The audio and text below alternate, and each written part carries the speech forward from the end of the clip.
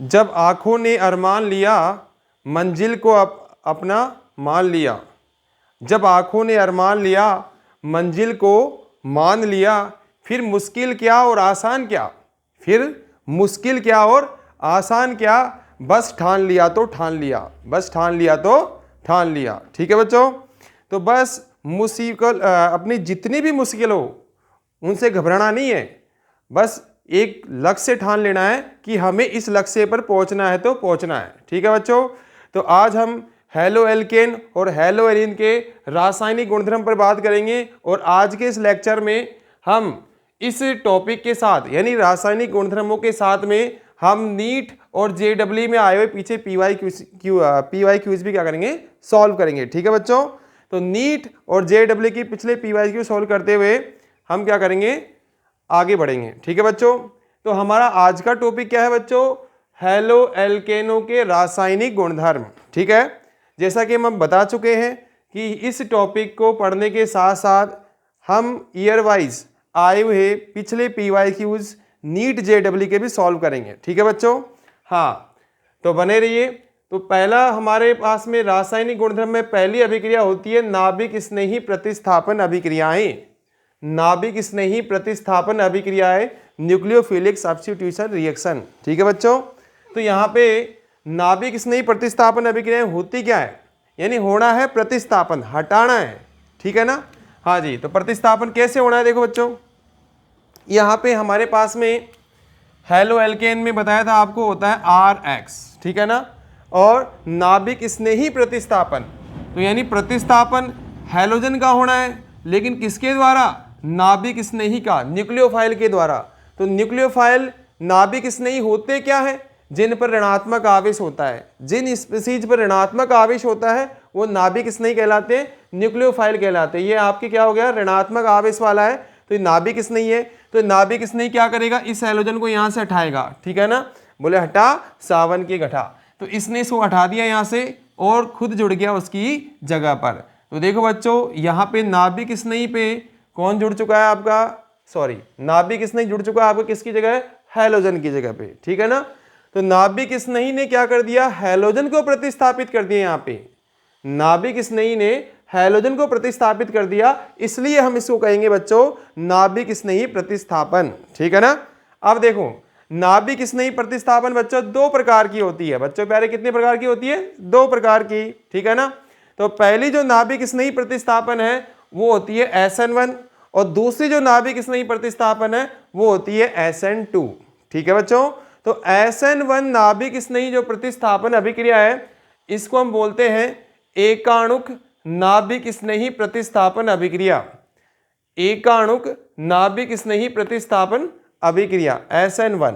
ठीक है ना, यहाँ पे SN2 को हम बोलते हैं बच्चों द्विअणुक नाभिक स्नेही प्रतिस्थापन अभिक्रिया। ठीक है ना, इसको हम अंतर के रूप में पढ़ रहे हैं, इसके दो पार्ट कर दिए। ठीक है ना बच्चों, हाँ जी, तो साथ के साथ अंतर पढ़ते हुए अभिक्रिया के बारे में पूरा जानेंगे। इसकी क्रियाविधि क्या है, किस प्रकार से संपन्न होती है और इसमें किस प्रकार से क्वेश्चन आपसे पुटअप होंगे और पूछे कैसे जाते हैं क्वेश्चन। ठीक है बच्चों, तो देखो सबसे पहले हम बात करें किसकी बच्चों, SN1। ठीक है ना, तो SN1 इस अभिक्रिया की कोटि कितनी होती है, एक होती है बच्चों। SN1 अभिक्रिया की कोटि कितनी होती है बच्चों, एक होती है। ठीक है ना, और SN2 अभिक्रिया की कोटि कितनी होती है, दो। ठीक है ना, ये तो पहला डिफरेंस हो गया। नंबर दो जो मोस्ट है और इंपॉर्टेंट है, इसकी क्रियाविधि दो पदों में संपन्न होती है। क्रियाविधि दो पदों में संपन्न होती है बच्चों। संपन्न कैसे होती है समझो, तो देखो उधर बच्चों सबसे पहले स्टेप फर्स्ट में क्या होता है, जो आपका दिया हुआ एल्किल हैलाइड है, ये समूह आपका एल्किल हो गया और हैलाइड में आपके पास में है क्लोराइड।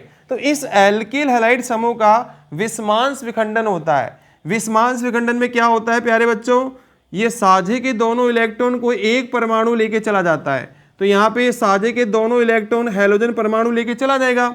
तो ये हैलोजन यहाँ से इलेक्ट्रॉन लेके चला गया, तो इस कार्बन ने तो अपना बंद का इलेक्ट्रॉन दे दिया, तो इसलिए इस कार्बन पे बच्चों प्यारे आएगा धनावेश। क्या आएगा बच्चों प्यारे, धनावेश।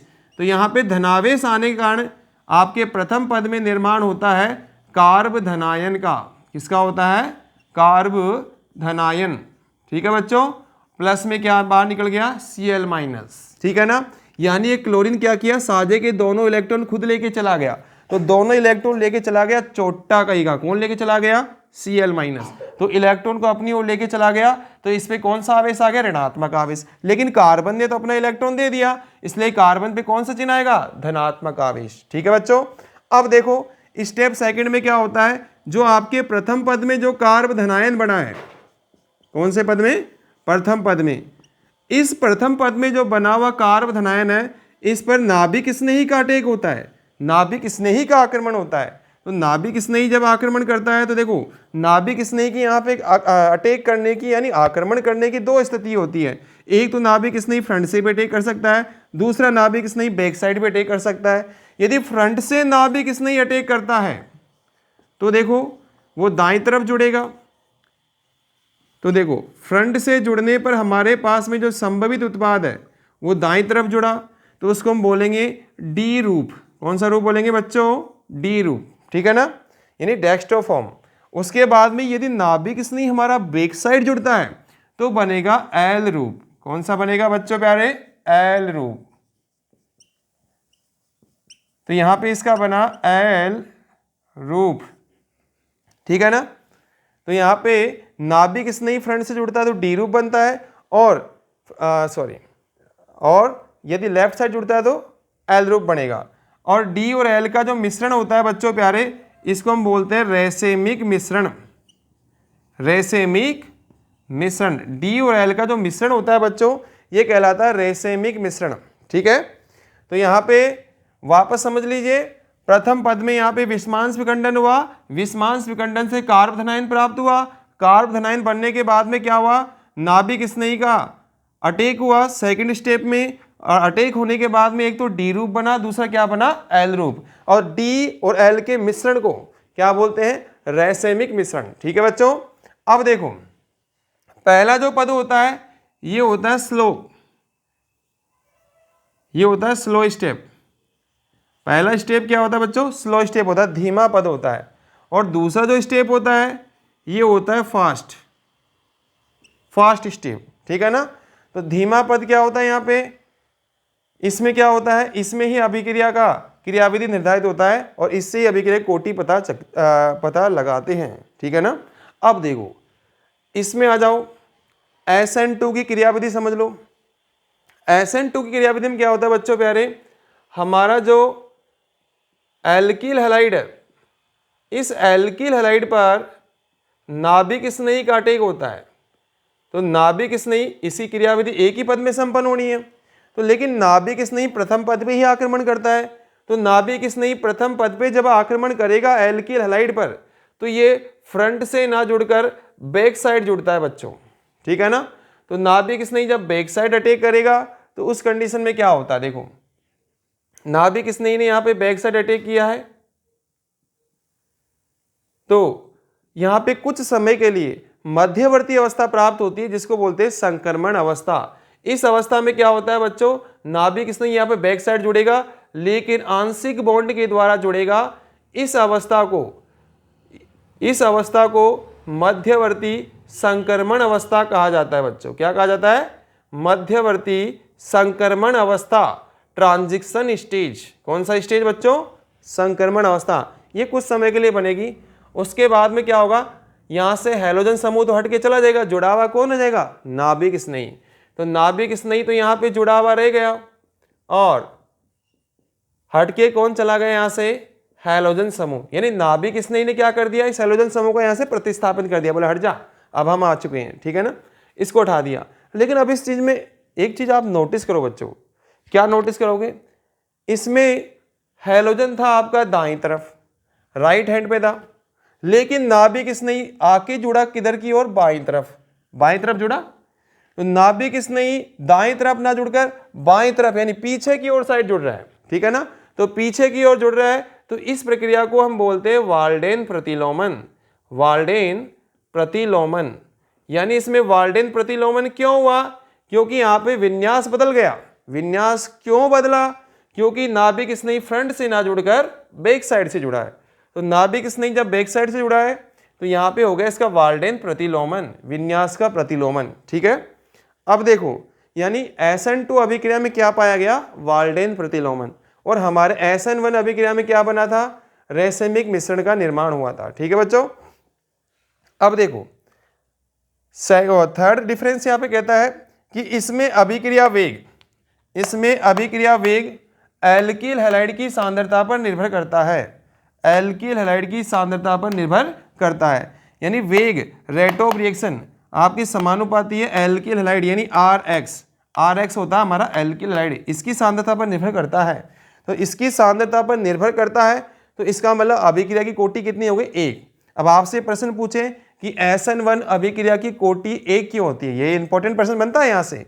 तो आप बताएंगे सर कि इस अभिक्रिया में अभिक्रिया जो वेग होता है वो केवल एल्किल हैलाइड की सांद्रता पर निर्भर करता है, इसलिए अभिक्रिया की कोटि कितनी होती है, 1। ठीक है ना। अब इधर आ जाइए SN2 के लिए, इसमें अभिक्रिया वेग एल्किल हैलाइड व नाभिक स्नेही दोनों की सांद्रताओं पर निर्भर करता है, यानी एल्किल हैलाइड पर भी डिपेंड करेगा और नाभिक स्नेही पर भी डिपेंड करेगा, तो दोनों की सांद्रताओं पर डिपेंड करेगा। इसलिए देखो यहाँ पे वेग आपके समानुपाती है एल्किल हैलाइड, ठीक है ना, और दूसरा कौन है, नाभिक स्नेही, दोनों की सांद्रताओं पर डिपेंड कर रहा है, इसलिए कोटि कितनी हो गई, 2। प्रश्न आपसे क्या पूछेगा कि भैया SN2 अभिक्रिया कोटि 2 क्यों होती है, तो आप क्या बताएंगे इसका जवाब, आप ये बताएंगे बच्चों इसका जवाब कि SN2 अभिक्रिया में जो अभिक्रिया वेग होता है वो एल्किल हैलाइड व नाभिक स्नेही दोनों की सांद्रताओं पर डिपेंड करता है, इसलिए अभिक्रिया कोटि कितनी होती है, 2 होती है बच्चों। ठीक है, अब देखो इसमें नंबर 4 डिफरेंस क्या कहता है कि इसमें अभिक्रिया की क्रियाशीलता क्रम निम्न प्रकार से होता है। कैसे होता है कि 3 डिग्री हैलाइड क्या होता है, मोर रिएक्टिव होता है, ज्यादा क्रियाशील होता है कंपैरिजन किसके, 2 डिग्री के, और सबसे कम क्रियाशील होता है 1 डिग्री हैलाइड। ठीक है बच्चों, और इसमें आ जाइए, इसमें अभिक्रिया क्रियाशीलता क्रम उल्टा हो गया, 1 डिग्री ज्यादा क्रियाशील होगा 2 डिग्री कंपैरिजन में, उससे कम क्रियाशील होगा 3 डिग्री। ठीक है ना, क्योंकि इसमें क्या होता है, त्रिमेय विन्यासी बाधाएं बढ़ जाती है, इसलिए क्या होता है कि क्रियाशीलता कम हो जाती है। ठीक है, अब देखो इसमें रेसेमिक मिश्रण का निर्माण होता है, हम आपको बता चुके हैं, देखो D और L का जो मिश्रण होता है इसको हम बोलते हैं रेसेमिक मिश्रण। ठीक है बच्चों, हाँ अब आ जाओ, इसमें रेसेमिक मिश्रण का निर्माण नहीं होता है। अब उसके बाद में नंबर अगला, इसमें वाल्डेन प्रतिलोमन नहीं पाया जाता, वाल्डेन प्रतिलोमन नहीं पाया जाता, लेकिन इसमें वाल्डेन प्रतिलोमन पाया जाता है। ठीक है, तो यहाँ पे इसका स्क्रीनशॉट ले लीजिए ताकि हम, बैठ जाता हूं,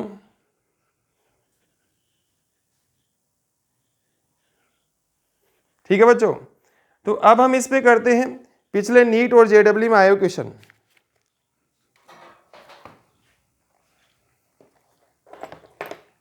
हाँ, अब इसमें एक चीज और बात ध्यान रखनी है बच्चों कि यहाँ पे D जो रूप होता है वो L रूप का क्या होता है, दर्पण प्रतिबिंब होता है। क्या होता है बच्चों, दर्पण प्रतिबिंब होता है, तो इस बात का आपको स्पेशल ध्यान रखना है। D रूप क्या होता है, L रूप का दर्पण प्रतिबिंब होता है, मिरर इमेज होता है। ठीक है ना। अब देखो हम नीट और JEE में आए हुए पिछले क्वेश्चन यहाँ पे सॉल्व करेंगे।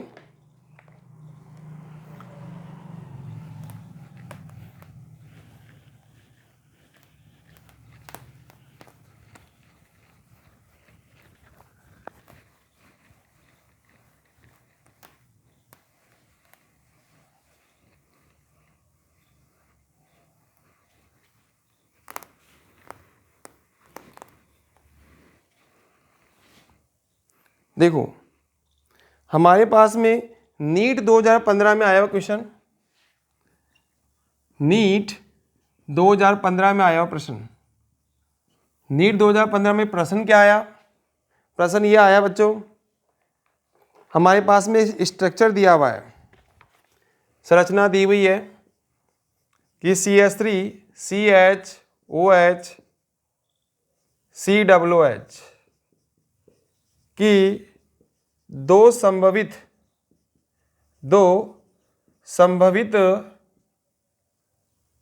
त्रिविम संरचनाएं हैं, त्रिविम संरचनाएं हैं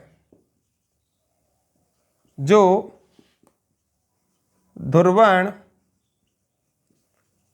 घूर्णक है कहलाती है, कहलाती है।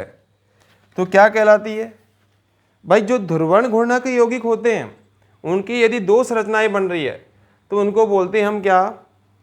दर्पण प्रतिबिंब, ठीक है ना, या प्रतिबिंब रूप, ठीक है ना बच्चों। अब देखो इसकी आपको पता है कि संरचना कैसे बनानी है। सबसे पहले देखो यहाँ पे कार्बोक्सिलिक है, कार्बोक्सिलिक को आपने ले लिया। उसके बाद में ये सेंटर कार्बन हो गया। इस सेंटर कार्बन को किरेल कार्बन कहते हैं। जिन यौगिकों में किरेल कार्बन पाया जाता है वही क्या होते हैं? प्रकाशिक समावयवता प्रदर्शित करते हैं। यानी इन यौगिकों का SN1 यौगिकों का महत्वपूर्ण गुणधर्म होता है, ये प्रकाशिक समावयवता दर्शाते हैं। और प्रकाशिक समावयवता वे ही यौगिक प्रदर्शित करेंगे जिनमें किरेल कार्बन पाया जाता है। तो किरेल कार्बन क्या होता है? ऐसा कार्बन जिसकी चारों संयोजकताएं अलग अलग समूह के द्वारा पूरी हो, चारों ये अलग अलग रास्ते पे हो, तो उसको बोलेंगे किरेल कार्बन या असममित कार्बन, ठीक है बच्चों। तो यहाँ पे ये COOH हो गया। अब COOH आप चाहो तो कंफ्यूजन ना हो तो इसको ऐसे भी लिख लो COOH, ठीक है ना, जो हम पहले लिख चुके हैं। उसके बाद में इधर आगे जो चेन में आपके नीचे CH3 है और इधर क्या हो गया बच्चों? OH, और यहाँ पे क्या हो गया? H, ठीक है ना। अब इसमें यहाँ पे ये किरेल कार्बन क्यों आए? क्योंकि इस कार्बन की एक संयोजकता OH के द्वारा है, दूसरी COOH के द्वारा है, तीसरी CH3 के द्वारा है, चौथी हाइड्रोजन के द्वारा है। तो चारों संयोजकताएं डिफरेंट है, अलग अलग है, इसलिए ये कार्बन हो गया किरेल कार्बन। ऐसा कार्बन जिसकी चारों संयोजकताएं अलग अलग समूह के द्वारा पूरी हो, किरेल कार्बन कहलाता है। अब देखो इसके बनाएंगे आप दर्पण प्रतिबिंब। तो यहाँ पे कर देंगे आप दर्पण, मिरर लगा देंगे यहाँ पे, ठीक है ना बच्चों। तो यहाँ पे मिरर लगा दिया। तो सबसे पहले देखो यहाँ पे क्या था? D रूप। अब इसका दर्पण प्रतिबिंब बनेगा L रूप, ठीक है ना। हमने ये बताया था कि D रूप जो होता है वो L रूप का दर्पण प्रतिबिंब होता है। तो दर्पण प्रतिबिंब में क्या होता है? बायां भाग दायां हो जाता है और दायां भाग बायां हो जाता है। तो ये हो गया हमारा L रूप, ठीक है बच्चों। तो यहाँ पे जो D रूप और L रूप ये दोनों आपस में एक दूसरे के दर्पण प्रतिबिंब होते हैं, ठीक है ना। तो वहां पे आपके पास में जो ऑप्शन था वो C ऑप्शन था, उसमें यही लिख के आना था कि आपस में एक दूसरे के ये होते हैं प्रतिबिंब रूप, ठीक है ना। कौन से रूप होते हैं बच्चों प्यारे? प्रतिबिंब रूप। तो जो बच्चे ये आंसर करके आते हैं या इस प्रकार का आंसर देते हैं उनका आंसर सही माना जाता है। कारण क्या है कि हमें मालूम है कि D रूप जो होता है वो L रूप का क्या होता है? दर्पण प्रतिबिंब होता है बच्चों, ठीक है ना। तो ये तो हम जानते हैं।